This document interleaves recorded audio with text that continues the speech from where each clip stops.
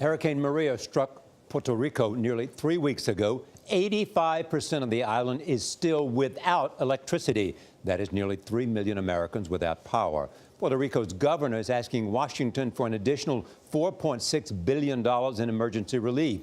David Begnaud is back in San Juan, Puerto Rico, where the governor says they're struggling to meet people's basic needs. David, good morning. Charlie, good morning. 20 days after Maria made landfall, people are still not getting the food and water that they need in isolated areas of this island. Here in the capital of San Juan, generators continue to be the lifeline. A majority of this island is without power. And you know what's making for another disaster? Debris. 40 million pounds have already been removed here in San Juan. But what hasn't been removed is causing major problems. In the Barriada Figueroa neighborhood of San Juan, debris left behind by Maria has clogged street drains, contributing to widespread flooding. Al gobierno.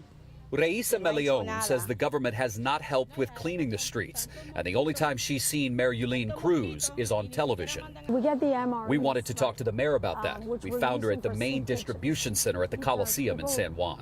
I had to make a decision.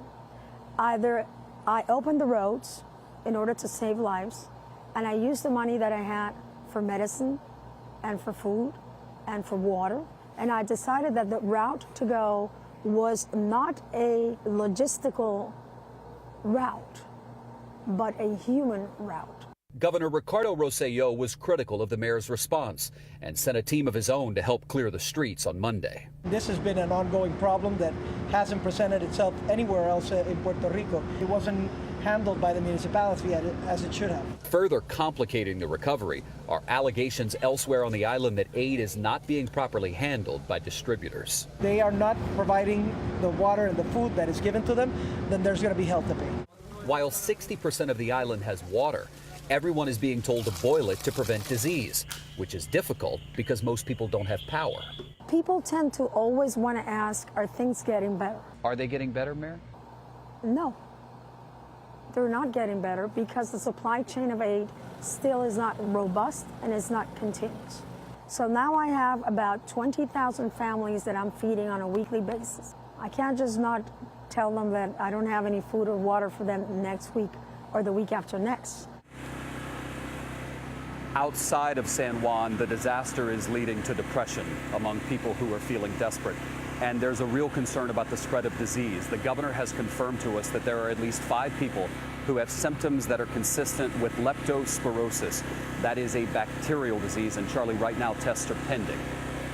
David, when do they expect the majority of the power to be back on? Charlie, we're told that it could be up to 10 months to a year before everyone has power.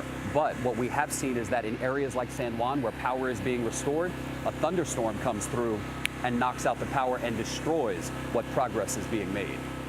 That is stunning. David Begnaud. Staggering statistic, a year without power. Thank you for being there again, reporting from Puerto Rico.